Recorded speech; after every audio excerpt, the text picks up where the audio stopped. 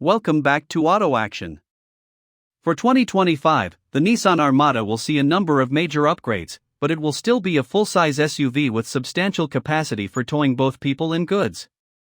The Armada boasts an impressive towing capacity and can even go off-road if you choose to use the available 4-wheel drive system and #40, rear-wheel drive is standard and #41.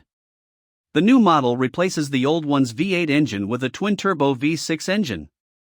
In case you were concerned about a lack of grunt, the new turbo V6 promises to have more power and torque than the V8 did.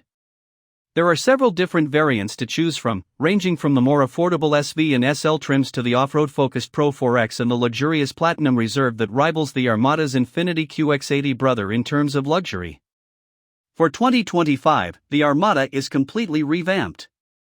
There are now even more similarities between it and the Nissan Patrol sold worldwide, and the Pro 4X and Platinum Reserve trim levels are brand new models. Depending on the model and extras, the 2025 Nissan Armada is anticipated to start at roughly $60,000 and go up to $72,000. Pricing is unknown at this time, but based on what Nissan has informed us about the Armada's trim levels and available equipment, we believe the SL will offer the best value. It has a motorized liftgate, power-folding third-row seats, heated front seats and steering wheel, and a high-end audio system.